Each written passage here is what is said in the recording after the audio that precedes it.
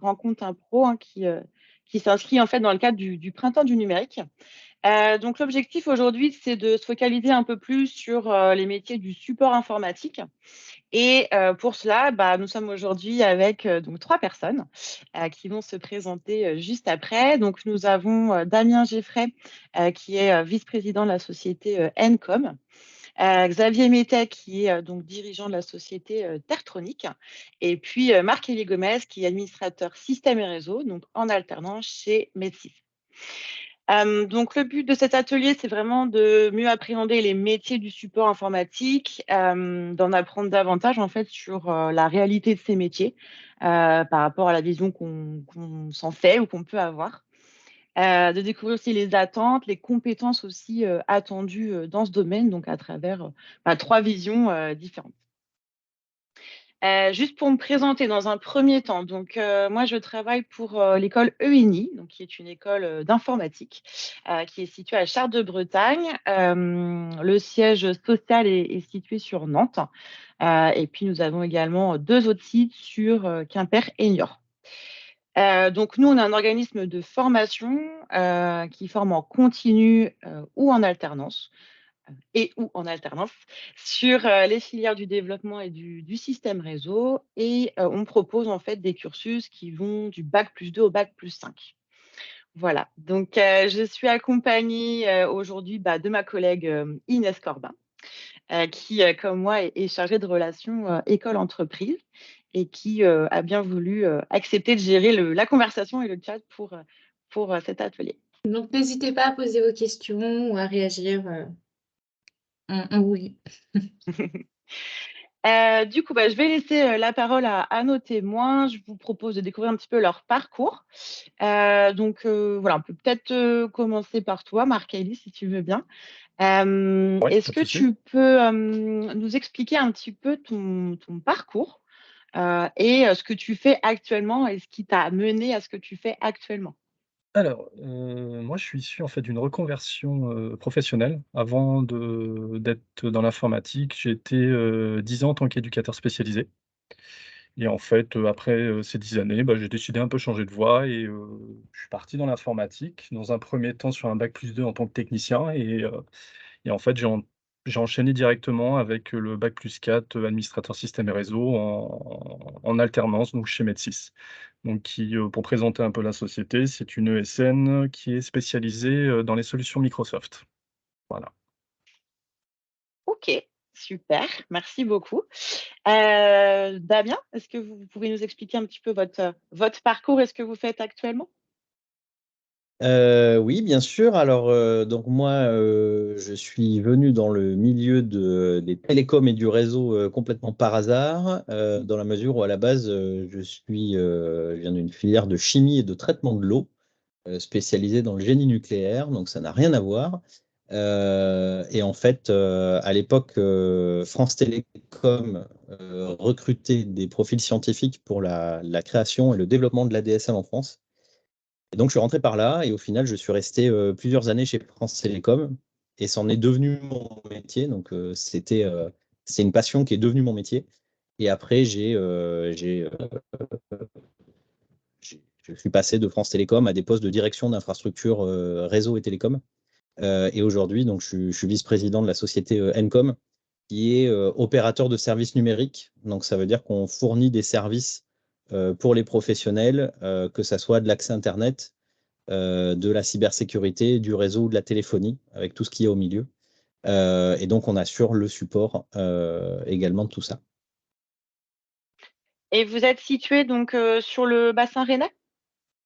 Alors aujourd'hui, effectivement, alors, le siège est à Paris. On a une agence ici à Breteil, dans le bassin rennais. On a une agence à Toulouse et également du côté de Lyon. Donc, on est répartis sur l'ensemble du territoire national.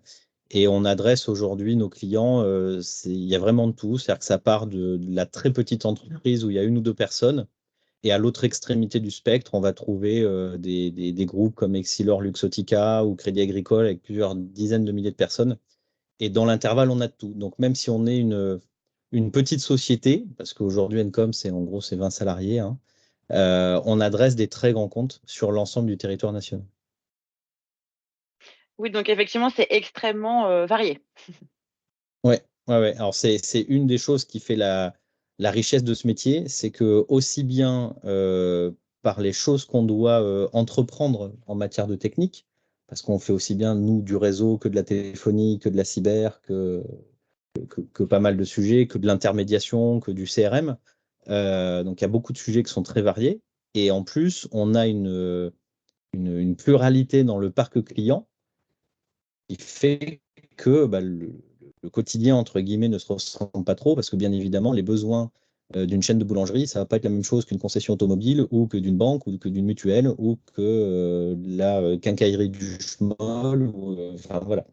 Donc, chaque métier ayant des besoins et des spécificités, nous, on se doit de les suivre et de leur proposer des solutions adaptées. Donc, je ne dis pas qu'on fait du sur-mesure 100% du temps, mais il y a toujours au moins à minima des adaptations et puis dans un certain cadre, quand même, vraiment du sur-mesure. Donc, il n'y a pas un client qui est vraiment identique à un autre. Ok, super, merci pour cette présentation. Xavier, je vous laisse vous présenter. Xavier, donc moi j'ai pareil un parcours un peu atypique, mais moi j'ai fait bac S. Bon, on parlait de ça tout à l'heure, avec une volonté d'aller dans l'informatique. J'ai expérimenté la faculté, mais c'était pas fait pour moi, hein, typiquement. Et tu mets double caméra. Ah, on est juste à côté. Ouais. Euh, j'ai expérimenté ça. Je suis passé par un BTS de vente. Je me suis réorienté par un parcours. J'ai commencé à travailler en autodidacte en informatique. J'ai fait pareil un BTS en administrateur réseau. Et puis après, j'ai fait plusieurs parcours dans plusieurs entreprises, des grands groupes, le groupe Barrière, le groupe Manoir, des choses comme ça. Et je suis arrivé à Tartronic, où là, je suis monté en compétences. Et puis après, j'ai pris la succession. Euh, Après, on peut faire des différences de parcours parce que c'est pas parce qu'on a un diplôme sert à acter un petit peu à s'enrichir hein, de compétences. Mais quand on est rentré dans la vie active et dans le domaine, le diplôme sert à acter à un moment donné des compétences. C'est-à-dire qu'on peut très bien monter en compétences et si on a la possibilité au sein d'une entreprise de monter, moi j'ai des parcours par exemple qui ont un bac+2, mais qui techniquement, parce qu'ils ont le champ libre et qu'ils ont progressé en autodidacte, sont montés bac+4 très largement. Quoi. Donc ça c'est un petit peu différent. Moi je sais que je suis monté, j'ai un bac+2 en informatique, mais techniquement, je pense valoir un tout petit peu plus. Voilà, je fais d'autres choses aujourd'hui, mais les diplômes sont bien pour apprendre, mais après, dans le parcours de l'entreprise, ça évolue. Et nous, alors, au sein de Tertronic, on évolue. Alors, on a la chance d'héberger, on travaille en collaboration avec Encom parce qu'on est sur des métiers très connexes. Et là, on les héberge dans nos locaux, donc ça fait une belle dynamique. Et on travaille, nous, sur du support, de l'infogérance, lié vraiment au parc informatique, à tout ce qui est alors plutôt orienté produit Microsoft aussi. Et on fait de l'installation de matériel, on fait voilà, de la gestion de parc, de switch, de réseau, voilà. C'est là-dessus où on travaille en collaboration aussi avec Encom. On a fait de la téléphonie, mais c'est un métier qui est bien à part, et je laisse ça aux pros. On n'avait plus voilà, il n'y avait pas de plus-value à faire à un moment donné, c'était une période. Nous, on fait des parcs. Alors moi, on parle en termes de parc informatique parce que une entreprise, on peut avoir des entreprises de transport notamment qui vont avoir 3 PC mais 5000 salariés. Des fois, ça peut être complètement différent. Mais en termes de parc informatique, on gère des parcs de l'entrepreneur ou de l'architecte qui peut être tout seul. Alors, des fois, les architectes peuvent avoir 3 ou 4 PC rien qu'eux tout seuls, mais du PC tout seul jusqu'à des parcs de 150 machines à peu près. Et on rayonne sur la moitié de la Bretagne. Donc voilà. On travaille avec de l'associatif, de la mairie, on travaille avec de l'entreprise. Il y a plein de parcours différents. Des métiers qui sont très enrichissants parce que dès qu'on touche à l'informatique, on s'intéresse au métier et c'est là où ça fait la différence. Et c'est là où, dans le parcours et dans la vie quotidienne, on ne s'ennuie pas dans nos parcours. C'est qu'il y a toujours des innovations, que ça soit lié à l'industriel, que ça soit lié à la réglementation, etc. Donc voilà, il y a pas mal de parcours. OK. Ça marche, merci. Alors on voit en fait à travers, voilà, ce que vous venez de nous dire, que vous venez vraiment d'horizons différents au final. Comme quoi, toutes les voies mènent un peu, à l'informatique. Pourquoi est-ce que vous avez choisi cette orientation? Qu'est-ce qui vous a motivé et qu'est-ce qui peut éventuellement aider d'autres personnes à choisir ce secteur-là? Alors moi, pour ma part, je pense que le choix, il est lié à plusieurs choses. D'une part, il y a les opportunités. Moi, ce qui a été mon cas, hein, typiquement, c'est-à-dire que France Télécom ouvrait ses portes à des gens qui n'étaient pas du tout du milieu. Et en plus, je vous parle de ça il y a 17 ans, hein, maintenant, un peu plus, non, 17 ans. Ça fait vieux. Ouais, ça ne nous rajeunit pas tout ça, hein. Et en fait, ils ne cherchaient pas forcément des diplômes ou des électroniciens ou des gens qui venaient d'écoles de téléphonie, surtout qu'il y en avait très peu à l'époque. Mais ils cherchaient avant tout des personnes avec des capacités de réflexion et d'analyse qui sont, à mon sens, une des qualités nécessaires dans ce métier. Et après, je pense qu'il m'a attiré aussi là-dedans, c'est que, étant un petit peu geek et gamer à l'époque, de voir l'envers du décor de ce qu'il y avait derrière la machine et de comment ça fonctionnait et comment je pouvais jouer à mes jeux vidéo à travers une boîte qui était connectée en USB à mon PC à l'époque, ça avait un certain attrait. Donc le côté de comprendre le pourquoi du comment ça marche, comment l'optimiser, etc., c'était des choses qui m'intéressaient. Donc moi, c'est surtout ça qui m'a attiré là-dedans. Euh, voilà, c'est à la fois des opportunités et une curiosité à assouvir. Je veux dire que moi, c'est à peu près pareil. C'est pareil, ça ne rajeunit pas, mais étant jeune, j'avais la chance d'être dans les foyers, avoir un ordinateur dans les années 90. Et à l'époque, quand on voulait jouer, il fallait mettre les mains dans le cambouis pour bricoler et y aller. Ça m'a donné un petit peu la passion et la curiosité. Et après, je me suis cherché un peu dans les parcours, mais ça, c'est ce que je dis, et je le dis à mes enfants aussi, hein. C'est qu'il n'y a pas de chemin tout tracé, il faut expérimenter, il faut se laisser le temps. De toute façon, il faut essayer de prendre du plaisir dans ce qu'on fait, c'est l'essentiel et on y arrive. Mais après, c'est des opportunités, se lancer. C'est, je dirais, le premier job qui est peut-être le plus important pour se lancer. Mm. Et après, selon les profils, parce qu'on en a, hein, la curiosité, la recherche, l'envie font toute la différence. Et le métier de l'informatique est quand même un des métiers qui est le plus propice au côté autodidacte. Ça fourmille d'informations dans tous les sens. Et, Il y a plein de communautés, il y a plein de... voilà un peu. OK, alors c'est vrai on a évoqué pas mal de choses en lien avec, vos activités et aussi vos entreprises. C'est vrai qu'on parle de support informatique. Comment est-ce que vous pourriez décrire très simplement, en quelques mots, qu'est-ce que le support informatique et c'est quoi être technicien de support informatique selon vous?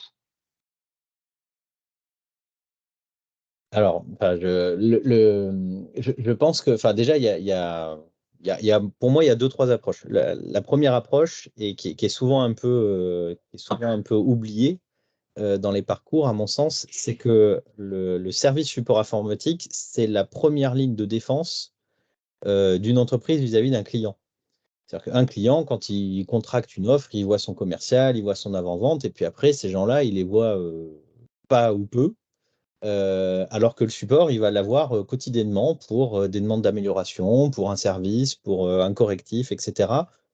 Donc, à mon sens, le service support n'est pas que un poste technique, c'est aussi un poste de relation client qui est essentiel dans le développement de l'entreprise. Et se dire que on va pouvoir faire du support informatique sans avoir une vision de relation client et sans avoir une notion du service rendu au client final, c'est, en tout cas de mon point de vue, une erreur. Et c'est ça aussi qui fait la beauté de ce métier, c'est qu'à travers le technique, on en fait un métier finalement de relation client et de la satisfaction client. Après, le métier du support, il va se décomposer, en tout cas pour Encom, hein, il va se décomposer en plusieurs phases. Une phase qui est la phase d'avant-vente ou d'accompagnement des clients, parce qu'on va répondre à des questions sur est-ce que c'est faisable, est-ce qu'on peut faire ci, est-ce qu'on peut faire ça, etc. De la résolution de panne. Là, c'est vraiment le sens du support au sens pur du terme. J'ai un problème, j'appelle le support et on doit me le résoudre. Et puis, une notion peut-être plus qu'on appellerait après-vente sur ben voilà, tout va bien, qu'est-ce qu'on peut faire pour vous accompagner? Ou alors on a identifié de manière proactive telle ou telle chose et on va faire des propositions d'amélioration. Ça fait partie aussi du support que d'être proactif et que de ne pas juste traiter des demandes entrantes, mais plutôt de faire en sorte qu'il y ait le moins de demandes possible et qu'on soit dans la proactivité. Je vais laisser la parole à Marc et à Xavier. Je parle beaucoup. Ouais, je te rejoins par rapport à la qualité humaine. Alors moi, ça fait pas longtemps que je suis dans le métier, mais c'est vrai que a priori, on peut penser qu'on effectivement, on sera que dans la technique, dans un bureau enfermé, dans une cave et on parlera jamais avec l'utilisateur final, du, de l'ordinateur. Mais en fait, moi, je me suis vite rendu compte qu'en fait, bah, de par ma carrière dans le social, en fait, j'étais beaucoup amené, en fait, à parler avec, les différents corps de métier, qui utilisent des outils informatiques et c'est essentiel maintenant d'être préparé, de pas d'avoir peur d'être confronté à ses utilisateurs et d'être diplomate aussi parce qu'on peut être amené effectivement, bah, à avoir toutes les humeurs en face de soi.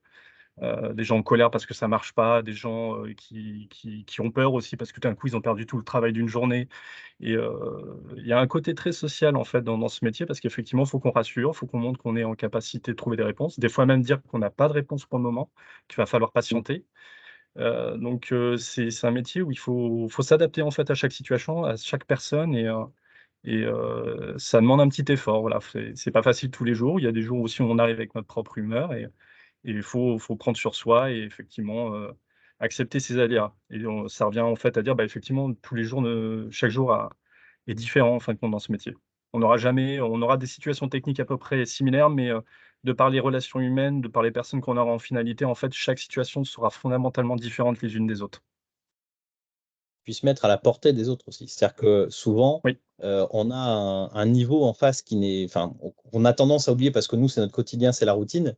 Mais en fait, nous, on connaît par cœur. L'utilisateur qui nous appelle, lui, il connaît surtout pas. Enfin, il connaît surtout pas. Il y a des niveaux qui sont très différents d'une personne à une autre. Et notre métier consiste principalement à avoir une capacité à pouvoir expliquer quel que soit le niveau et dans une certaine mesure à vulgariser les choses pour faire en sorte de rendre accessible finalement quelque chose qui leur paraît compliqué mais qui ne l'est pas à partir du moment où on se met à leur portée et qu'on vulgarise la chose. Ça, c'est aussi un aspect qui est primordial dans nos métiers.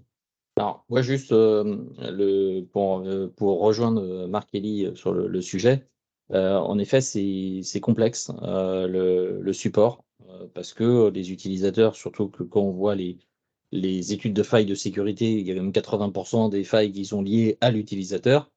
Mais moi, c'est ce que j'essaye d'inculquer à mon équipe. De par deux choses, c'est que j'essaye de faire tourner le support, c'est pas que du support téléphonique. Ça, c'est important. Les entreprises qui ne visent le support que par le support téléphonique et à distance, elles oublient la relation humaine qui joue grandement, parce que j'essaye de faire tourner les équipes et de les envoyer sur le terrain. Dans la mesure du possible, hein, si on a des clients à la réunion, c'est moi qui vais, bien sûr. Bien sûr. Autrement, on essaye de faire parce que les gens voient les personnes. Quand on a quelqu'un qui nous dépanne par téléphone, on ne voit pas la personne. Et on coupe le côté humain et du coup, l'utilisateur final, comme il ne sait pas qui il a au téléphone, on a beau se présenter avec un prénom ou un nom, il n'a pas la même envie, il n'a pas le même engagement. C'est hyper important. Quand on a vu les choses, quand les techniciens ont vu le site, ils savent dire, bah voilà, c'est par exemple le routeur, il est branché à tel endroit, à tel truc. C'est beaucoup plus fluide, c'est beaucoup plus rapide et tout le monde et dans une envie de dépanner et de résoudre le problème. Même l'utilisateur final, il a vu la personne, il sait qu'il n'est pas sur un support, on est tous confrontés à ça, au support des grands opérateurs, qui est juste énervant parce qu'ils lisent une procédure, un script qui est juste agaçant. Ça change vraiment la donne là-dessus. Et moi, dans les petites techniques que je leur enseigne, c'est quand vous avez des temps de téléchargement, des temps d'installation, vous parlez de tout, de la vie, du beau temps, des vacances, de tout, mais pas de l'informatique. Ça change l'idée, ça déstresse la personne qui est en face et ça change tout la vie du support parce que la personne, on s'intéresse, on parle d'autre chose. Parce que de toute façon, les temps de téléchargement, les temps d'installation, on peut pas y couper, hein, on est devant, on attend. Plutôt que de couper le micro et de mettre la personne en attente, ça change beaucoup la relation et ça humanise le boulot et c'est voilà, ça change vraiment. Donc pour l'astuce, Marc-Élie, si tu as besoin. Oui. Ça marche. Et des Alors, fois, vous on se rend l'évoquez. compte qu'on va en vacances au même endroit. Ça m'est arrivé.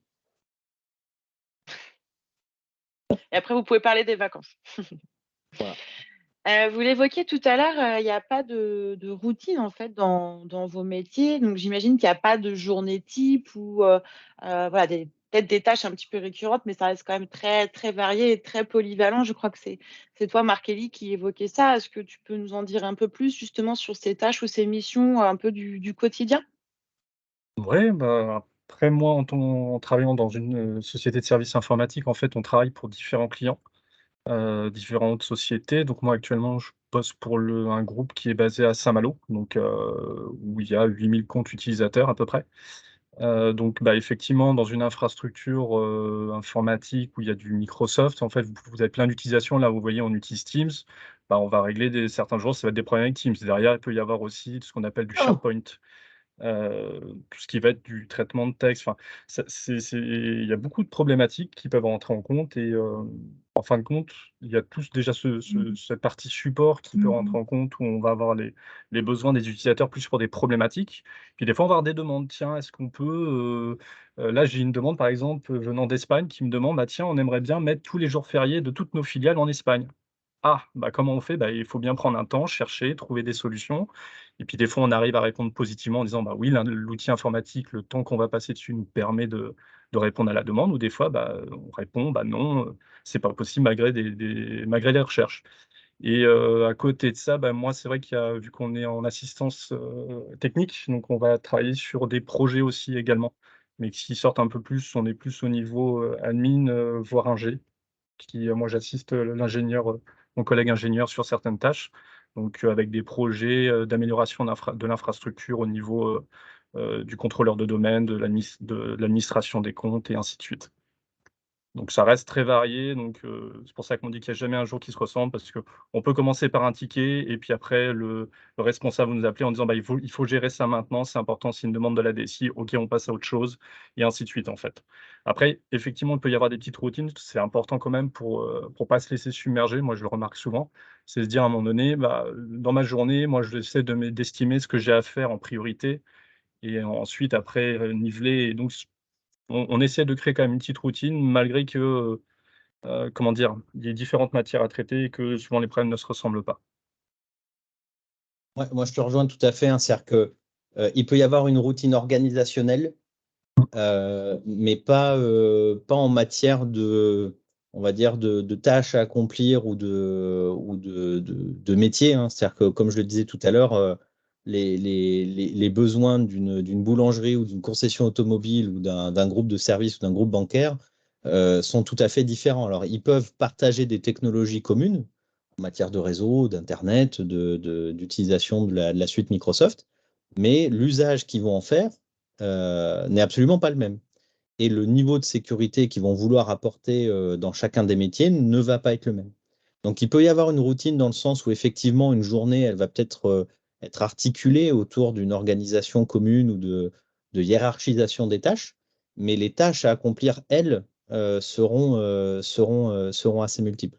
Et ce qui est intéressant dans nos métiers justement, c'est que, alors c'est là où j'attire l'attention des gens qui nous écoutent aujourd'hui, c'est que, il faut absolument privilégier des filières et des entreprises, qui travaillent avec plusieurs sociétés et qui travaillent pas que en silo. Alors c'est le cas comme Tertronic ou comme Encom. Alors Marc-Élie, je connais moins ta structure, mais je pense que vous avez quand même des fonctionnements plutôt en horizontal, avec des services qui ont le droit de se parler. Mais ce qu'il faut savoir, c'est que vous avez des boîtes en France qui sont aussi des ESN plus grosses où ça fonctionne que en silo. C'est-à-dire que vous avez des techniciens qui sont dédiés au réseau, ils font que du réseau toute la journée et éventuellement ils ont que 1 ou 2 clients, ils feront que cela. Donc voilà, faut juste faire attention quand on choisit son parcours professionnel à privilégier des structures qui ont cette vision du métier et cette vision on va dire, de pluralité, parce que sinon on peut se retrouver enfermé dans des choses assez monotâches, type centre d'appel ou autre, où là c'est effectivement moins agréable. Ouais, moi j'ai le cas de certains collègues alternants, effectivement, ils ont des entreprises où effectivement, malheureusement, le côté technique est pas au rendez-vous. Donc ils se sentent un Mm. peu piégés actuellement parce qu'effectivement ils disent: «Moi j'aimerais apprendre, mais ce que me propose l'entreprise en question est pas, répond pas à leur appétence, à leur besoin de se former, quoi». Donc c'est vrai qu'ils ont l'impression d'être un peu à la ramasse, c'est dommage pour eux, quoi, mais c'est vrai qu'après c'est là aussi si vous rentrez dans la formation informatique. Moi, je sais que dans ma promo, par exemple, il y a beaucoup d'émulsions, on s'entraide beaucoup, on s'envoie des articles en disant: «Tiens, regarde ça, c'est intéressant», et c'est vrai que je m'attendais pas du tout à ça. Je m'attendais à un milieu un peu plus, chacun fait ses trucs dans son côté, et c'est vrai c'est vachement intéressant de voir que je retrouve ce que j'avais pareil dans le social où, entre collègues, on se parle et on s'entraide. C'est primordial parce qu'en fait, on ne pourra pas tout savoir. C'est vraiment un métier, il y a trop de choses à savoir, il y a tellement de domaines, de choses à apprendre que, c'est la personne déjà qui vous dit qu'il est expert sur trop de choses, moi j'ai du mal à y croire personnellement en tant que jeune administrateur, quoi, et je préfère entendre quelqu'un qui me dit, «J'ai des bonnes bases sur ça, j'ai des connaissances», et après découvrir avec lui et qu'il m'apprenne des choses, quoi. Mais ouais, il y a des choses super intéressantes à voir, quoi. Ah, l'expertise, elle peut, mais c'est sur un temps limité, hein. Ça C'est évolue ça. tellement que, Oui, on avait l'époque moi je les ai faites, les certifications Microsoft. ouh là, je suis dessus. Tous les 3 ans, il fallait les changer parce que, on avait changé de techno, tout avait évolué. Mmh. Voilà, donc c'est Ça évolue même vite. sur, parce que là tu peux le voir, hein, sur le portail Office 365, on hurle, hein, ça change tous les 15 jours, il y a des nouvelles interfaces, il y a des nouveaux changements. C'est vraiment, là, c'est Faut un qu'on taf, s'adapte. voilà. Ouais. C'est ce qui fait que, moi, ça fait 20 ans que je bosse là-dedans, 20 ans que j'ai jamais vu le temps passer et que, ça évolue en permanence. Et on le trouve dans tous les domaines. C'est-à-dire que là, on évoque la partie informatique, mais sur la partie réseau, c'est pareil. Moi, souvent, je vois des personnes qui me disent: «Oui, j'ai passé mes CCNA Cisco». Oui, c'est bien. Sauf que des entreprises qui utilisent du Cisco, en France, il y en a pas tant que ça. La plupart, c'est des grands groupes ou autres. On croise plus de HP, de Netgear, de TP-Link et autres que du Cisco. Donc, les certifications, c'est bien, mais ça remplace pas l'expérience terrain et ça remplace pas toutes les connaissances qu'on peut engranger en autodidacte. Et l'autodidacte, ça peut passer par les contacts relationnels qu'on peut avoir, c'est ce que tu évoquais, Marc-Élie, avec ses collègues, avec l'entraide. Et puis, je pense, comme je le disais tout à l'heure, que pour faire ce métier, il faut être curieux de nature. C'est-à-dire que quand il y a quelque chose qu'on ne comprend pas ou quelque chose on aimerait aller plus loin, il faut avoir cette culture de la curiosité pour aller de soi-même vers des forums, vers des communautés, vers des collègues, vers de la littérature, peu importe. Mais en tout cas, il faut avoir cette capacité de curiosité et d'apprentissage. L'adaptabilité dont on est obligé de faire preuve, eu égard à la vitesse à laquelle le marché évolue, nous impose, entre guillemets, d'être curieux. Donc je pense que c'est vraiment un point essentiel si parmi vous, il y a des personnes qui se posent la question de est-ce que je veux m'orienter là-dedans ou pas, je pense qu'il faut vraiment être curieux. C'est un des points clés, je pense. Un des points, parce on est tous pareils, hein, c'est que, cette curiosité, elle prend plus d'ampleur, pour la résolution de problèmes. C'est-à-dire qu'on va le faire, dans tous les domaines, hein, quels qu'ils soient, mais c'est plus facile d'être, curieux quand on a un problème à résoudre que d'être juste curieux pour s'informer. Mmh. Tout à fait. Clairement. Si vous êtes à la maison, vous avez un problème de robinet et vous cherchez pas, ou un problème de machine à laver, et vous cherchez pas les solutions, ou vous allez pas vers là, c'est le même principe, c'est valable dans tous les domaines. C'est que vous avez un souci, bah, qu'est-ce que vous faites pour le résoudre et comment vous allez chercher? Est-ce que vous allez chercher de l'info sur internet? Est-ce que vous allez chercher de l'info auprès de professionnels? Est-ce que vous allez auprès d'une communauté, par exemple, des choses comme ça? Ou auprès de la famille, hein, ça peut arriver aussi, d'avoir de la famille qui est aussi dans le même domaine ou un domaine approchant. On en apprend et on a même, nous, l'avantage, c'est que des fois, on apprend aussi des clients, Oui, hein. Il y a tout à des fait, oui. clients qui ont des compétences dans certains domaines qui sont assez impressionnantes et des fois, ils nous apprennent des choses. Alors, pas tout le Ou pour temps. utiliser une Quand fonction qu'on n'a jamais utilisée. c'est quand même bien que ce soit nous qui leur apprenions. Mais des fois, ouais, on arrive et puis on leur dit bah, merci de l'info, quoi. Donc, dans ce domaine en perpétuelle l'évolution en termes de compétences ou en tout cas de qualité, il faut être curieux, se tenir vraiment au courant des évolutions qu'il peut y avoir et puis de tout ce qui peut être outils ou techno qu'on ne connaît pas forcément. Il faut être autodidacte, il faut avoir le sens du contact, en tout cas une partie aussi relationnelle. Et puis aussi une certaine adaptabilité, parce qu'effectivement, on voit même là à travers vos interventions que ça peut être vraiment très différent, que ce soit en termes de rencontres clients, utilisateurs ou même en termes de mission. Je pense que ça fait déjà des belles qualités transverses. Est-ce que vous voyez d'autres choses qui pourraient intervenir?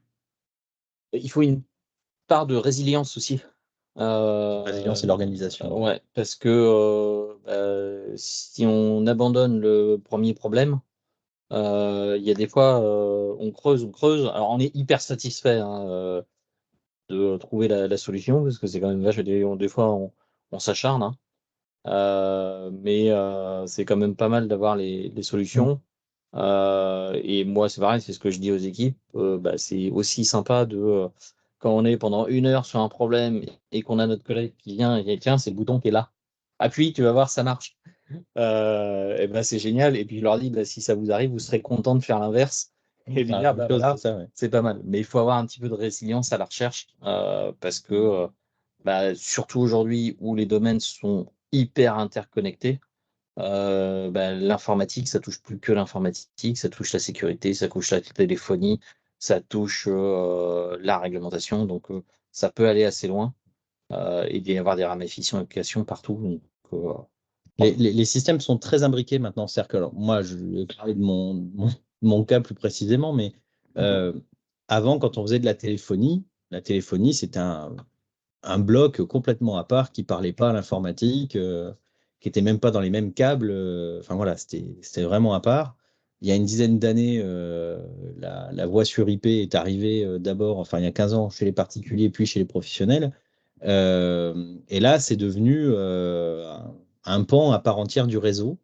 Et puis après, un pan à part entière de l'informatique, parce que on utilise des logiciels pour pouvoir propulser la téléphonie sur le PC. Et puis maintenant de la cyber, parce que forcément, vu qu'il y a du logiciel et qu'il y a de la téléphonie, il y a des gens qui aimeraient bien téléphoner gratuitement, donc il y a une partie de cybersécurité. Donc finalement, le métier de la téléphonie ne peut plus se faire maintenant sans avoir des connaissances sérieuses en matière de ce qu'on appelle le monde des telcos, vers le monde des téléopérateurs. C'est quoi une ADSL, comment ça marche, c'est quoi une fibre, comment ça marche, c'est quoi un routeur, c'est quoi un pare-feu, c'est quoi un switch, comment on configure tout ça, comment on configure un logiciel sur le PC, comment on fait pour l'autoriser à ce que ce logiciel ait le droit de parler aux autres, etc. Donc c'est un métier, le métier d'opérateur de services numériques qui est vraiment extrêmement vaste et riche. Et pour rebondir sur les qualités, tu en parlais tout à l'heure, Marc-Élie, dans ton quotidien, c'est qu'il faut avoir une capacité organisationnelle qui est assez importante quand on fait du support, c'est-à-dire qu'on a besoin de pouvoir mettre au propre ses idées et de pouvoir hiérarchiser les actions parce que je peux avoir 4, 5, 10 tickets ouverts et qu'à un moment, il faut que j'ai la capacité d'identifier lequel je peux résoudre très vite et qui ne va pas me demander beaucoup d'énergie. Et à l'inverse, est-ce qu'il n'y a pas un ticket ou une demande d'un client qui est peut-être un peu plus urgente et qui va demander plus de ressources. Donc, avoir cette capacité entre guillemets, d'analyse et d'hiérarchisation, c'est un plus. Ça, généralement, c'est quelque chose qui s'acquiert sur le terrain, parce qu'une fois qu'on se fait rattraper par son quotidien et que c'est le bordel et qu'on a partout sur la table, on n'a pas envie que ça se reproduise. Donc, on fait en sorte que ça ne se reproduise pas. Mais c'est quelque chose, je pense, qui peut aider quand même dans le quotidien pour nos métiers. Je me Ah permets, ouais. il y a une question de Karine Duo. Quels sont les prérequis pour entrer en formation? En tout cas, les formations que vous avez pu faire, quels étaient les prérequis? Alors, moi, il n'y avait pas de prérequis particulier. En fait, si je reprends mon cas hein, de rentrer chez France Télécom, l'entretien d'embauche que j'ai passé était principalement axé sur justement les capacités à comprendre et à résoudre un problème que sur véritablement mon parcours, parce qu'ils m'ont même posé la question de savoir pourquoi un chimiste venait postuler chez France Télécom. Hein. Ils ne comprenaient pas ce que je venais faire chez eux. Mais par passion, entre guillemets, j'ai toujours aimé l'informatique, etc. Donc j'étais assez au fait de qu'est-ce qu'était un réseau, qu'est-ce qu'était l'ADSL. Et je vous parle d'une époque où les box n'existaient pas. Hein. C'était des modems ADSL où il fallait monter sa session avec un logiciel sur l'ordinateur hein, pour avoir Internet. Ça date un petit peu tout ça. Mais voilà, ce qui intéressait les recruteurs à l'époque et ce que je pense que Xavier et moi aujourd'hui on fait aussi dans nos recrutements respectifs, c'est que le parcours, c'est bien, le socle de connaissances que peut avoir une personne, c'est bien aussi, mais on sait qu'on va devoir lui réapprendre plein de choses parce qu'il aura appris des choses très théoriques qui ne sont pas forcément le reflet du terrain. C'est vraiment la capacité que la personne a à apprendre, appréhender des choses et à les résoudre. Enfin, en tout cas, moi, quand je recherche des techniciens au support, je vais faire le focus là-dessus. C'est sa capacité d'absorber de l'information, d'analyser une situation et de proposer une solution ou de temporiser. On l'a dit tout à l'heure, hein, quand on n'a pas la réponse, il faut savoir dire ben non, désolé, j'ai pas la réponse, mais je vais vous l'apporter et je vais faire en sorte de. Donc, de garder le contact, de garder ce lien avec le client.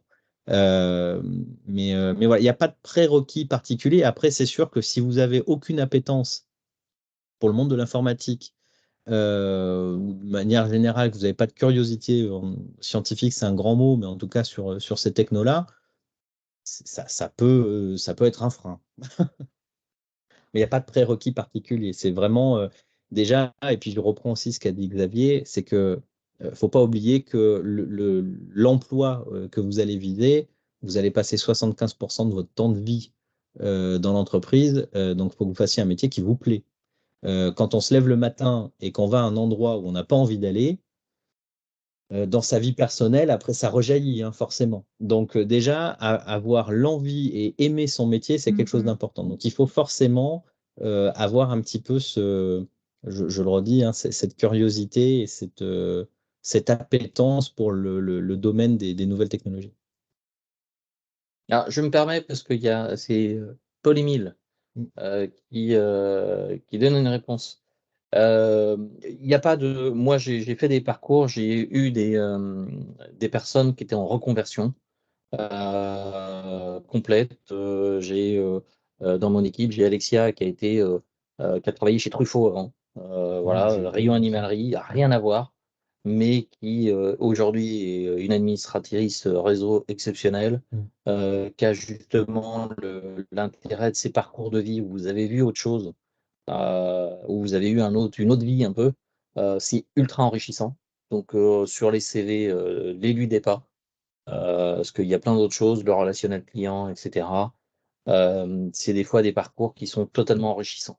Et aujourd'hui, 40 ans, je vous le rappelle, il va falloir bosser plus longtemps. La loi est passée. Donc 40 ans, c'est un parcours de vie où c'est au-delà de 60 ans où il se posera la question d'une entreprise, parce qu'une entreprise qui a envie d'aller loin, se dire embaucher quelqu'un, le former pour qu'il reste 2 ans en entreprise, c'est plus compliqué. Mais non, 40 ans, le côté senior terminé, il est repoussé. Par contre, je ne dis pas, je ne sais pas si, et là je me projette pas encore lointain, mais peut-être qu'à une certaine durée de vie, cet exercice quotidien de toujours apprendre à un certain âge peut devenir un peu plus dur. contraignant. Donc si vous avez à vous lancer, lancez-vous de façon à partir et asseoir pour pouvoir avoir le choix du poste derrière quand vous atteignez certains âges. Mais c'est pas infaisable. Tu prenais l'exemple d'Alexia. Moi, chez moi, ici, là, sur l'agence de Rennes, j'ai le cas de Hugo, qui a 41 ans. Ça fait 2 ans, donc il avait 39 ans quand il est rentré chez nous.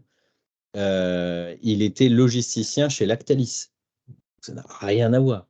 Mais dans son parcours de vie, il avait été chef de rayon d'un top office pour le rayon informatique et imprimante. Ça faisait des années que voilà. Il avait toujours eu cette curiosité pour le monde du numérique. Il avait ce challenge. Il voulait vraiment changer de vie. On lui a donné la chance de le faire parce que dans son entretien d'embauche, on a détecté cette capacité à vouloir apprendre et à pouvoir apprendre. Ça fait maintenant 2 ans qu'il est chez nous et c'est un technicien système et réseau qui est accompli et qui en 2 ans a rattrapé le niveau de ses collègues. Alors ça lui a pris un peu plus de temps et d'énergie que les autres. Pour autant, il a pour le coup une approche avec le client qui est beaucoup plus forte et beaucoup plus construite que les purs techniciens. Donc en termes de satisfaction client, c'est une personne qui, chez moi, met un peu plus de temps à résoudre les problèmes, mais où par contre, les retours de satisfaction client sont bien supérieurs à ses collègues.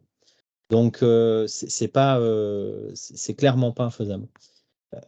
Moi, je rebondis juste sur la deuxième question de Ouais. est-ce qu'on prend des stagiaires.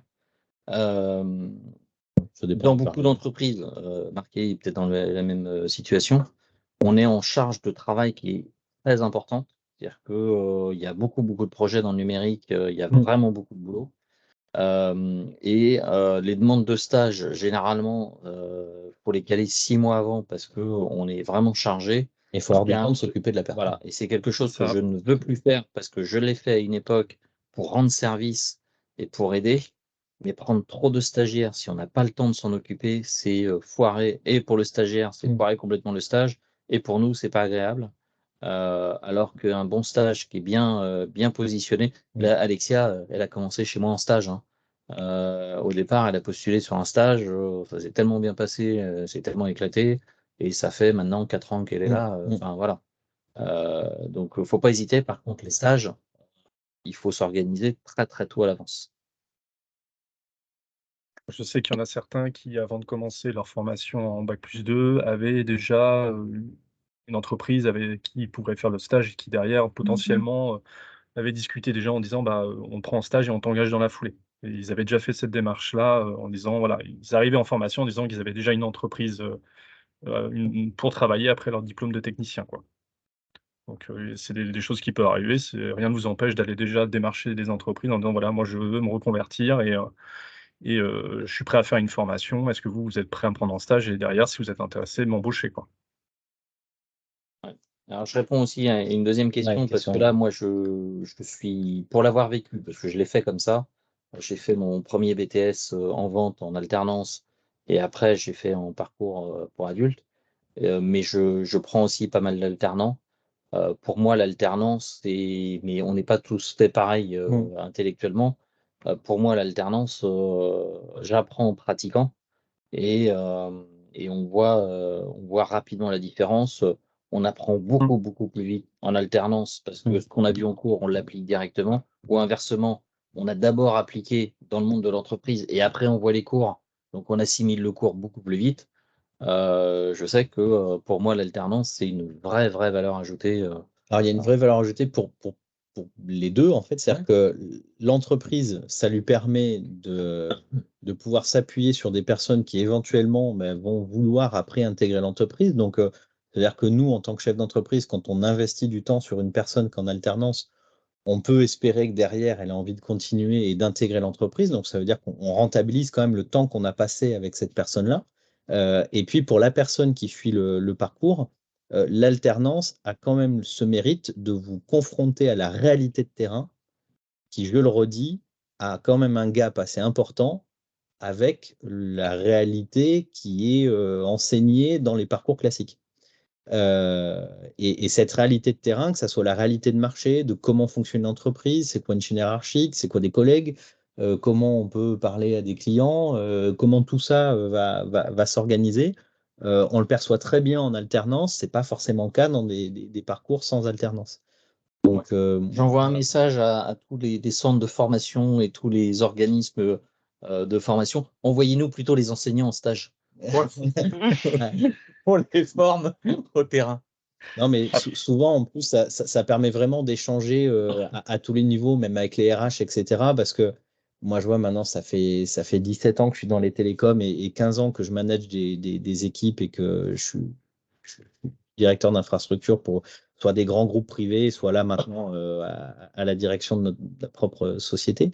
Mais bon, il y a toujours une décorrélation très très forte entre ce qui est raconté, entre guillemets, dans les parcours classiques où on dit mais non, mais t'inquiète pas, quand tu vas sortir avec ton brevet de technicien système et réseau, tu vaux 3 000 € net par mois, plus mutuelle, plus ticket resto, plus machin, et tout le monde Mais en va se fonction. jeter pour t'embaucher. Non, c'est pas vrai. Et en plus, la plupart du temps, quand on recrute, on cherche des gens qui ont déjà un petit peu manipulé. Donc l'intérêt de l'alternance, c'est que bah, ça allie un peu les deux. C'est-à-dire qu'un alternant, quand il va postuler, il n'aura pas rien produit. Il aura déjà Déjà une touché à des expérience, choses oui. concrètes. Exactement. Et donc ça a beaucoup de valeur aux yeux de l'entreprise. Alors que quelqu'un qui sort d'un parcours classique, on sait que déjà, il va passer par une période de 6 mois où il va devoir se confronter à la réalité, pour ceux en tout cas qui passent le pas d'accepter de ne pas être payé 3 000 € net par mois en sortie de BTS. Derrière, ils vont être confrontés après à la réalité de terrain, à la valeur du travail, à l'engagement que ça demande, et éventuellement à l'ADN de l'entreprise dans laquelle ils rentrent. Alors que ça, un alternant l'a déjà acquis, souvent. Et pendant l'alternance, vous cotisez pour la retraite. Aussi, Et c'est toi, d'actualité. Marc-Élie, tu peux Oui. peut-être aussi nous éclairer un peu sur ça, parce que du coup, c'est Alors quelque ouais, chose parce aussi que que tu connais. j'ai vécu les 2 en fait, parce que ma formation de technicien en bac+2, moi je l'ai fait en continu sur 8 mois. Donc par rapport à des fois où on peut faire des formations sur plus long terme, BTS ou des choses comme ça, où je pense que c'est sur 1 an, 2 ans, si je dis pas de bêtises, je connais pas trop après les équivalents. 2 ans Mais BTS. il y a des formations rapides comme ça et c'est intense, hein. C'est clairement, en ayant le comparatif, effectivement, une alternance, bah, c'est sur 1 an, 2 ans, c'est plus long. Mais effectivement, bah, comme disaient, Damien et Xavier, bah, en fait, vous êtes sur le terrain, vous apprenez énormément de choses. Il y a des choses pratiques que vous allez utiliser. Moi, je vois, j'ai jamais, vu qu'en plus je suis spécialisé en solutions Microsoft, en fait, j'ai progressé sur énormément de sujets, très rapidement. Ce qui fait qu'en arrivant en cours, bah, sur certaines matières, bah, où où j'utilise au travail, bah, en fait, j'arrive, je suis déjà au-dessus de ce que propose le cours, quoi. Donc c'est vrai qu'on voit la différence.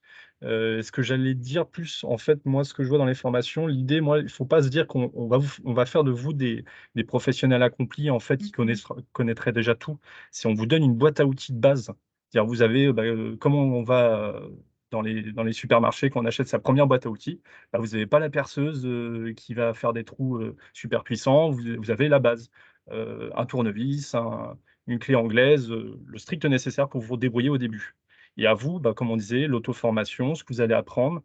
Donc l'alternance est vraiment pour moi, le must. Après, il y en a d'autres effectivement qui vont préférer la sécurité, d'être en cours assis, derrière un bureau avec un formateur. Ça peut être aussi, une solution parce que ils vont pas vouloir être tout de suite confrontés de peur de peut-être d'être dégoûtés du milieu professionnel, de se Mm. préparer, tranquillement et bah, justement de faire leur petite boîte à outils, avant de se lancer dans le bain du professionnel.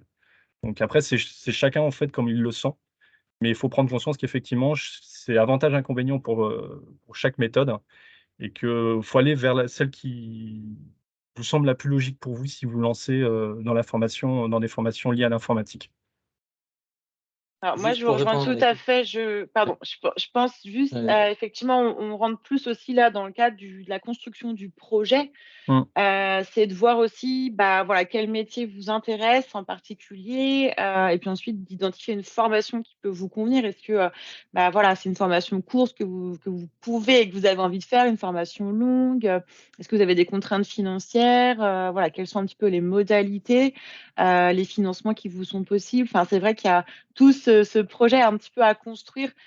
Au-delà de l'identification du métier que vous avez envie de faire, c'est aussi, bah, une réflexion à avoir sur tout ça pour vraiment, en tout cas, identifier la formation qui peut vous convenir, là où les formations.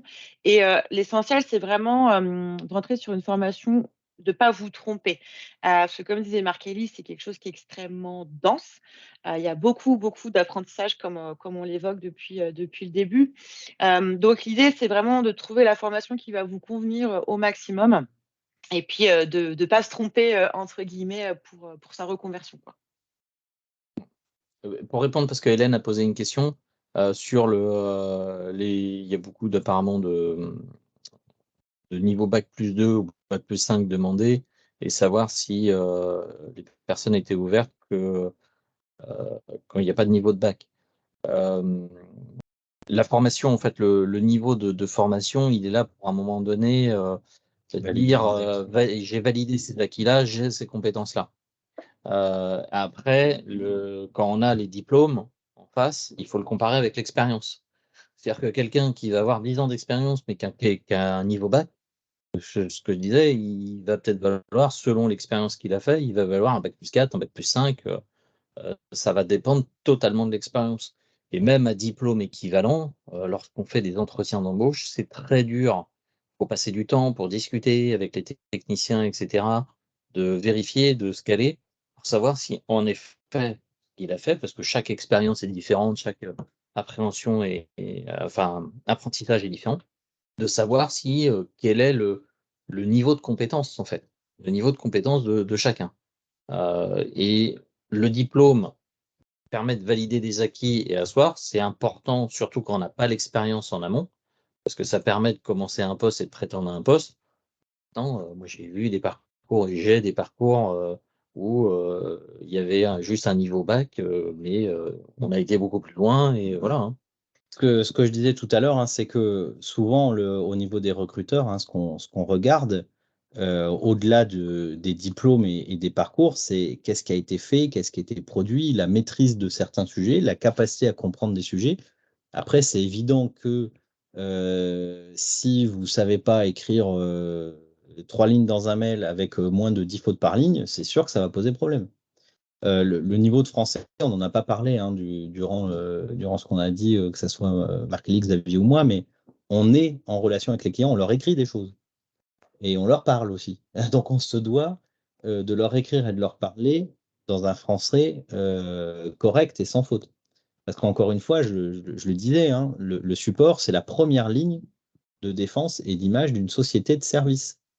Donc, si les techniciens écrivent tous n'importe comment et qui parlent mal au client, la vision que va avoir le client final de son prestataire va être particulièrement écornée. Donc, le métier du support impose d'avoir un niveau de français pas excellent, mais en tout cas suffisant pour ne pas faire des fautes partout. Ou du moins d'y faire attention et de mais se au moins d'y corriger, faire attention et de corriger. Il y a de plein se de corriger. correcteurs, il y a plein d'outils qui permettent de Exactement. corriger, mais au moins d'être hyper attentionné là-dessus, parce C'est ça. que ça fait aussi une différence. Ouais, clairement. Éviter le langage voilà. courant, puis aussi. Oui, non, mais c'est ça. Ouais. C'est de l'adapter. C'est des trucs tout bêtes, hein, mais Ça marche entre collègues ou des choses comme ça. C'est ça. Après, la réponse, bien de choisir, des fois, de bien choisir ses mots aussi est important, parce que il peut y avoir des confusions ou des incompréhensions C'est de qui amènent l'écrit, sur ouais. le technique ou les capacités, parce que le mot a été mal choisi pour dire ce qui est capable ou pas capable de faire tel logiciel ou tel applicatif ou tel réseau. Et pour rebondir sur la question de Hélène, hein, moi j'ai des gens où on mettait bac+2, bac+3 qui n'avaient pas ça, qu'on postulait, qu'on a embauché. Donc il ne faut pas avoir peur non plus de postuler sur des offres où il y a marqué bac+2 parce que des fois c'est juste l'outil où quand nous on sélectionne technicien, on n'a pas le choix que de mettre bac+2 parce que l'outil de recrutement fait qu'il nous demande de mettre bac+2 minimum parce que le poste qui est demandé c'est technicien. Mais pour autant, quand on reçoit les CV, c'est le parcours qui va nous intéresser.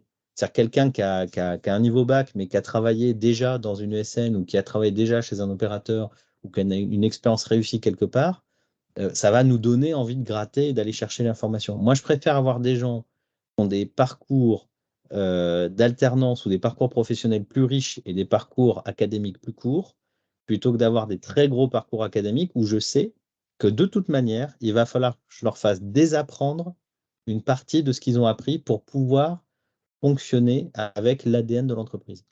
Donc, voilà. Pour répondre à ta grid, sur son parcours et les reconversions possibles, le support informatique, on fait aussi beaucoup d'informations et de formation aux utilisateurs, pour leur expliquer comment fonctionne, et cetera. Nous, c'est aussi une étape importante, c'est quand il y a un bug et que ça vient de l'utilisation, former l'utilisateur au quotidien, c'est aussi s'éviter de ravoir un appel Ouais. pour la même chose. Donc ça aide pas mal. Et dans la partie support, parce que c'est très important, c'est la procédure. C'est-à-dire les procédures, on est obligé d'en faire, on est obligé d'en mettre partout, de les mettre à jour, et cetera.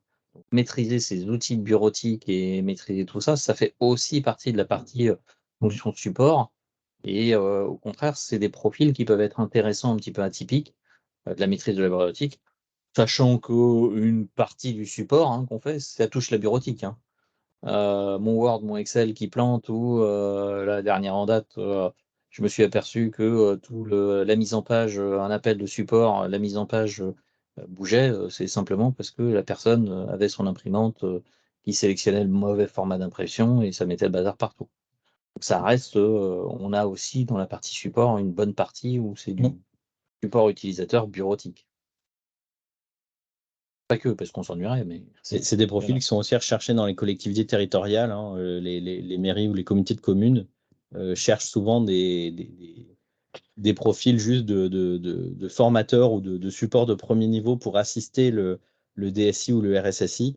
Et c'est des choses dont ils ont besoin parce qu'ils ont ils ont des populations parfois vieillissantes dans les mairies qui ont un peu du mal à s'adapter à tous ces outils et qui ont besoin d'accompagnement au quotidien et où clairement un DSI n'a absolument pas le temps de s'en occuper parce que la charge informatique sur les mairies est quand même assez lourde.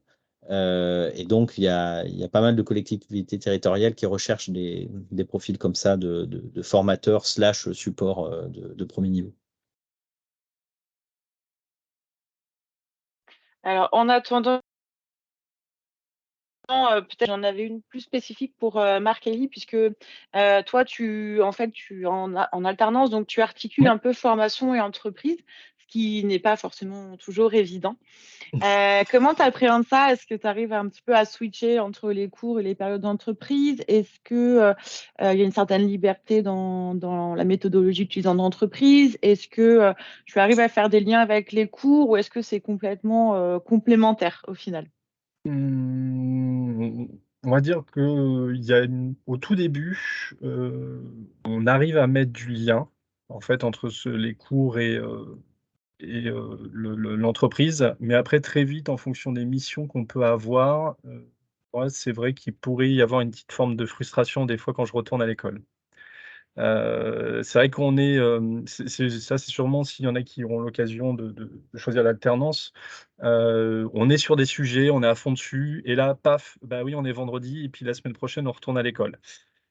Voilà, c'est pas évident des fois donc bah, on est obligé de mettre en stand-by un projet et revenir, 2 semaines plus tard et puis on revient, en fait, le projet a avancé sans nous, il faut reprendre le fil un petit peu de tout ça et de se dire: «Bah, on en est où? Qu'est-ce qui a eu lieu sans soi?» Donc c'est vrai que c'est pas évident des fois. C'est vrai que, de switcher entre les 2, sachant qu'on va être sur un sujet, en entreprise et puis on à l'école, bah, là je sors de Cisco justement, CCNA 3.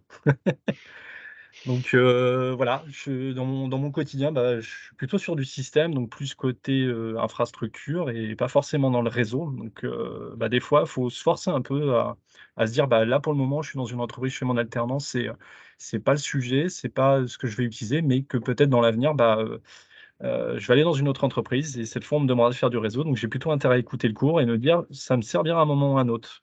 Donc voilà, c'est pas évident tout le temps, il faut se forcer, c'est un peu comme tout, on aura toujours des appétences, il y a des matières qui nous intéresseront plus que d'autres, mais c'est toujours bien de se donner, d'autres outils, comme je disais, dans la boîte à outils en se disant: «C'est pas grave, je sais que j'utiliserai pas tout de suite, mais bah, de toute façon, en règle générale, les organismes de formation vous donnent, tout ce qu'il faut. Vous avez, les polycopiés ou des PDF, des exercices, des choses comme ça. Bah, même si vous n'avez pas trop suivi, bah, vous les mettez de côté et vous savez que le jour où vous en avez besoin, bah, quand vous voulez vous y remettre, bah, c'est là, c'est présent et vous pourrez tout à fait, vous relancer là-dessus.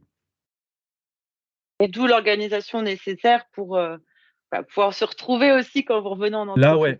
ouais, c'est clairement, il y a aussi une part d'organisation, pas se laisser déborder, sachant que l'alternance, moi, au niveau bac+4, bah, il y a un projet à mener, donc avec de la gestion de projet, des choses comme ça, donc il faut, appréhender, bah, ces sessions, se dire: «Bah, là, je vais être à l'école de telle date à telle date et mon projet, bah, là, moi, j'ai commencé, je suis sur ma 2e année d'alternance, donc bah, il faut que je me dise, il faut que je rentre à peu près dans les clous en me disant: «Voilà, à telle date, il faut que j'ai peut-être, plié, telle partie du projet». Puis après tout ce qui est pour l'école, bah, les écrits, le rapport de stage, la présentation que j'aurai à faire devant le jury et se dire à un moment donné, voilà, ça vous appréhendez déjà le côté organisation que vous pouvez y avoir dans le support aussi également, de se dire, bah, vous êtes déjà dans des conditions réelles, dire, bah, on vous demande d'être quelqu'un d'organisé et de savoir, faire le travail de manière organisée et c'est déjà, un petit avant-goût en règle générale pendant la formation. OK. Alors Alors puis il y a une ensuite qui oui, oui, allez-y. pour ma part, c'est en fonction de des clients pour lequel je travaille. Donc il y en a, en parlant avec mes collègues, qui sont plutôt old school, donc ils vont pas vouloir de télétravail, donc bah, il faut aller sur site chez eux, systématiquement. Et puis après d'autres, bah, ça peut être full télétravail, du moment que le travail, qu'on demande soit fait, en fait voilà, je sais que c'est en fonction des entreprises. Non, vas-y. Nous, de notre côté, alors on a la chance d'avoir déménagé dans des super bureaux. Donc nous, les salariés ont plutôt une tendance à vouloir venir au travail dans une bonne ambiance. Euh, il n'y a pas de jour imposé, c'est en fonction des besoins de chacun, des éléments. C'est ce que je dis. Un enfant de 3 ans qui est malade, qui reste dans le canapé toute la journée, pourquoi cramer une journée enfant malade ou un truc comme ça, alors que on peut travailler à côté et puis que la souplesse se fait très bien. On a tous les outils pour le faire. Maintenant, il y a des entreprises qui sont full télétravail. Moi, je pense à notamment Orange, pour pas les citer, où certaines entreprises sont en train de réduire les bureaux et mixer pour alléger leurs charges et mettre les gens en télétravail, etc. Ça coupe un peu le lien social. C'est-à-dire que la discussion entre deux portes, entre la machine à café, à la machine à café ou à l'espace de détente pour se donner des astuces, des tuyaux entre collègues, Ça coupe la synergie voilà, interprofessionnelle. ça coupe un peu les éléments. Maintenant, c'est des choses qui sont utiles, mais c'est pas une part ultra dominante, nous, dans les outils, dans les Non, c'était pas un prérequis. Alors, moi, pour Encom, hein, la boîte a 25 ans aujourd'hui. On a toujours fonctionné avec une part de télétravail. Pour autant, il faut bien avoir en tête que faire du 100% de télétravail, déjà, on ne s'épanouit pas pareil parce qu'on n'est pas en contact avec ses collaborateurs. Il n'y a pas de synergie directe. Alors, souvent, dans le support, en plus, dans nos métiers, on entend un collègue en train de régler un problème, on l'entend parce qu'on est à côté de lui. Et du coup, on va pouvoir dire, hé, attends, regarde, fais ça, ça, machin, je vais t'aider, regarde, ça prend 2 secondes, etc. Quand on est en télétravail, on n'a pas ça.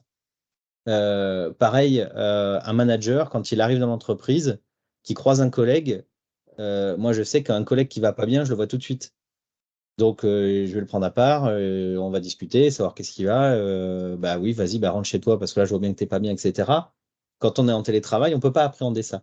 Donc, aussi bien pour le salarié que pour le chef d'entreprise, le 100% de télétravail, ça n'est que mon avis personnel, mais n'est pas une bonne chose. Euh, et on a, malheureusement, post-Covid, moi, je vois, on a eu là dans les dernières phases de recrutement des gens qui nous appellent et qui disent, bah, je vois que vous avez un poste de support. En plus, comme l'a dit Xavier, on se déplace aussi chez les clients, hein. Et les gens nous disent, oui, mais moi, je veux du 100% télétravail. Bah oui, mais non, ça ne fait pas partie du métier. Parce qu'on a besoin de faire des réunions de travail, on a besoin de faire des formations, on a besoin d'aller chez le client, on a besoin d'échanger, d'avoir des synergies avec les autres services, avec l'avant-vente, avec les architectes, comme tu disais tout à l'heure, Marc-Élie, où on parle avec les architectes, avec les ingénieurs, etc. Et ça, on a besoin à un moment de se voir et d'avoir des vraies synergies. Donc, il faut le voir comme un outil, comme un confort qu'on peut avoir, parce qu'effectivement, alors nous, par exemple, ici, on est à 2 jours de télétravail par semaine. Il y en a des fois qui font des semaines complètes en télétravail, ils nous demandent au niveau des managers parce que ça les arrange, ils ont des rendez-vous, le plombier qui vient, ça leur permet d'être là, ou il y a le petit qui est malade, etc. On s'adapte, mais ça se fait en bonne intelligence.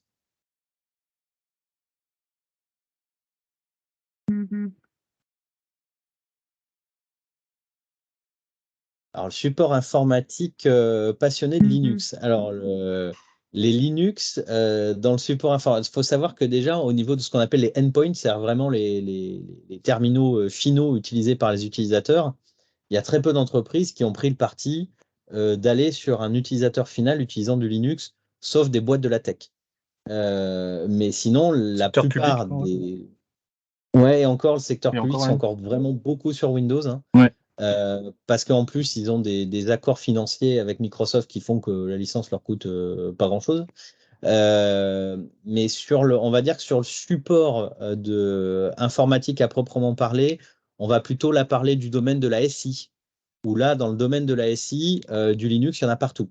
Donc, administrateur système, et je parle vraiment d'administrateur système, là, va y avoir beaucoup de Linux dessus, parce que la plupart des serveurs web ou des serveurs de base de données, etc., ont des performances qui sont intéressantes sur du Linux, à des architectures qui sont intéressantes sur du Linux.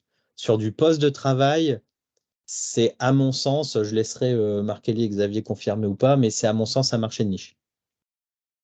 On a plus le Majoritairement Mac, Microsoft, ouais. Ouais, Mac et Microsoft. Mac et Microsoft, et ça nécessite une petite de jongler intellectuellement, parce que passer autant un utilisateur quand il est habitué à son environnement, ça va vite, mais jongler un coup sur Mac, un coup sur Microsoft, un coup sur Linux, parce que j'en ai vu quelques-uns quand même, mais c'est vraiment anecdotique. Ouais, ça nécessite Bah, surtout que de Microsoft jongler. intègre de plus en plus de noyaux Linux dans son OS.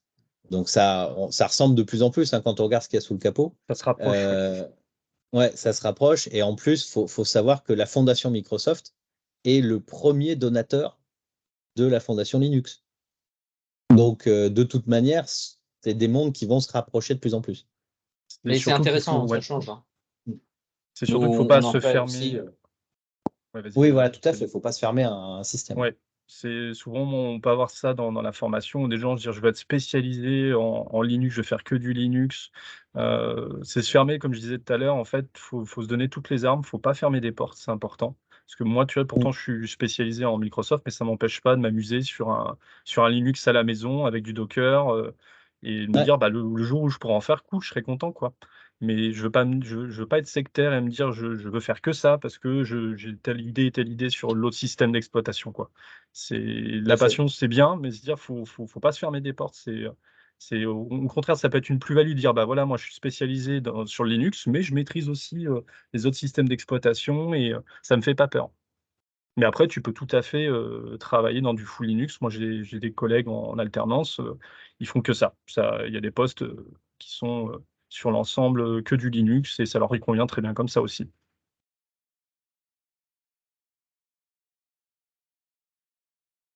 Alors, en attendant la question d'Anne-Hélène, moi, je voulais vous demander ce que vous préférez dans votre métier, le petit plus qui vous anime et qui vous donne envie de poursuivre dans ce domaine-là.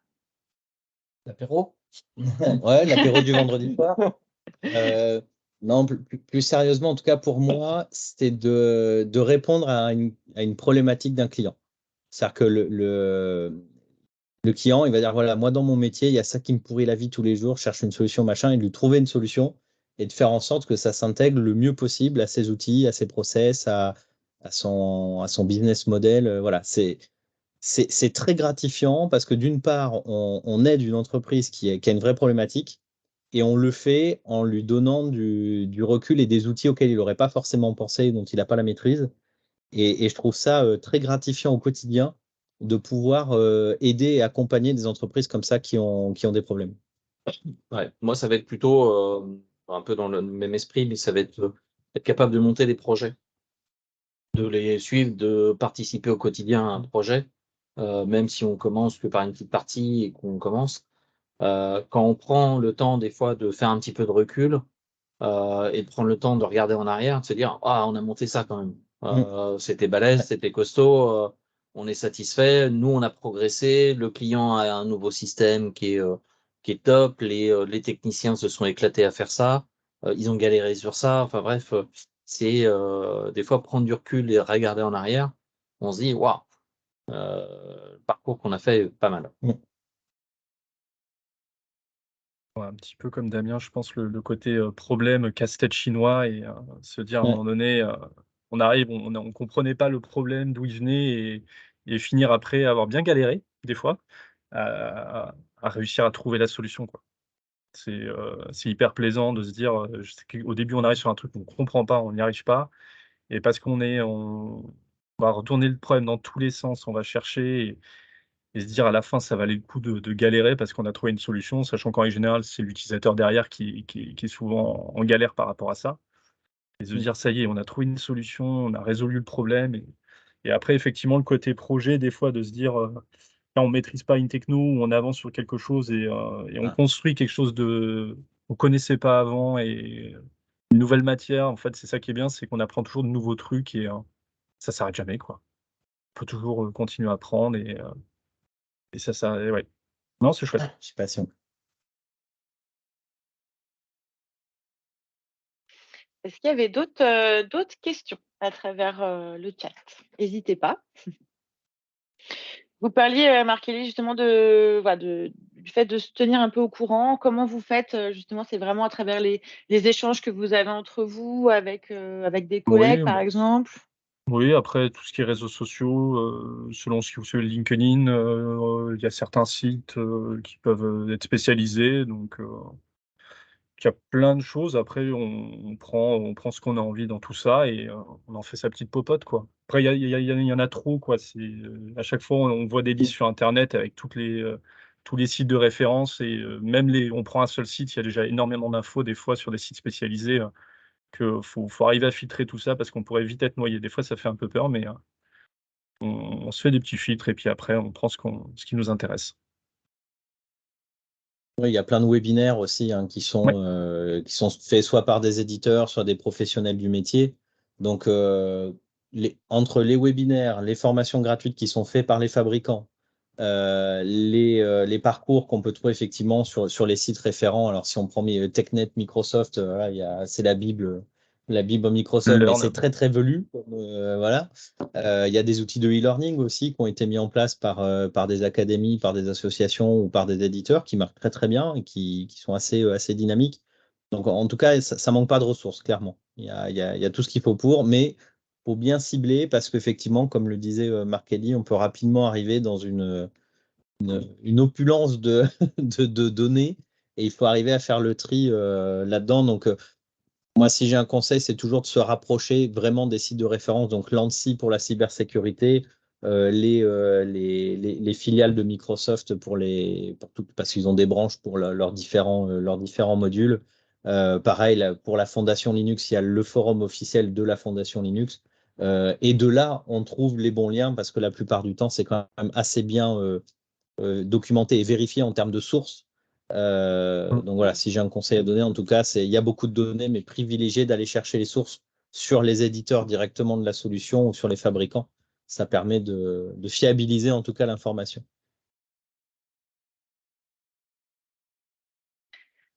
OK.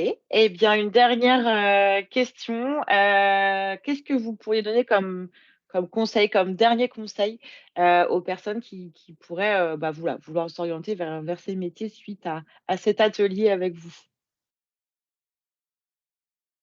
Pas avoir peur. Faut pas avoir peur et faut se donner les moyens. C'est-à-dire qu'il y a beaucoup de données à absorber. C'est un vrai challenge hein, quand on fait je pense à ceux qui parlaient de reconversion tout à l'heure. C'est un vrai challenge, c'est un vrai virage qu'on prend dans une vie. Et un virage qu'on veut prendre dans une vie, il faut s'en donner les moyens.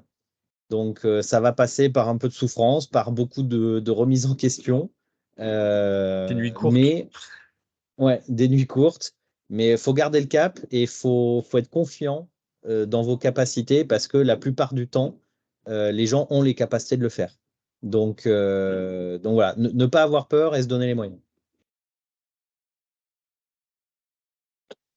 Moi, je dirais un petit conseil, voilà, c'est que si, notamment sur l'alternance, parce que c'est vraiment chose qui est importante, faites bien attention, n'acceptez pas forcément tout et n'importe quoi, parce que malheureusement, notamment certains gros groupes, moi j'en ai Donc, j'ai une personne qui est en alternance en bac+4, mais son bac+2, elle l'a fait dans un gros groupe. Et elle a servi un peu de chair à canon. Où ses 2 premières années de bac+2, elle l'a passé à passer des lignes de code très rébarbatives parce qu'il fallait de la chair à canon à pas cher. C'est pas l'objectif pour moi de l'alternance. C'est de commencer à trouver, de recruter des futurs collaborateurs qui vont adhérer, qui vont progresser avec nous. Donc voilà, méfiez-vous. Il y a des postes, des fois, des petites boîtes, faut bien se méfier pour voir si la personne a le temps de s'occuper de vous. Voilà, si la structure a le temps de s'occuper, parce que l'alternance, on va comme disait Damien, on va y passer du temps pour former la personne. Mais l'objectif, c'est sûr que l'ensemble de la durée, tout le monde s'y retrouve et tout le monde soit content.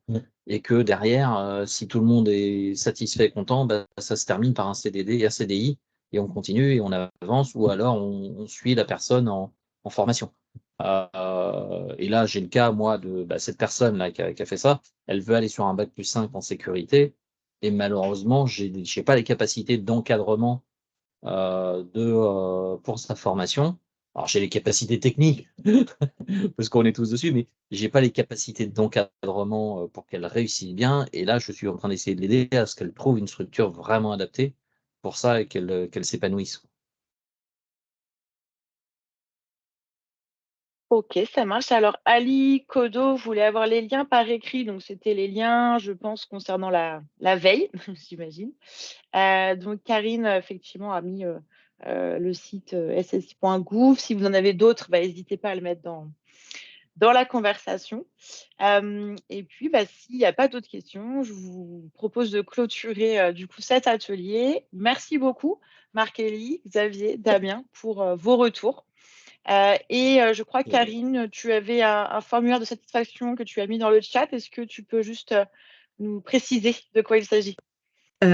Pour ceux qui sont déjà venus aux ateliers, ils savent de quoi il s'agit. Donc, c'est formulaire de satisfaction par rapport à l'atelier qui vient de se passer, pour qu'est-ce que vous en avez pensé, est-ce que vous avez eu des réponses à vos questions, et puis n'hésitez pas à faire part de vos remarques.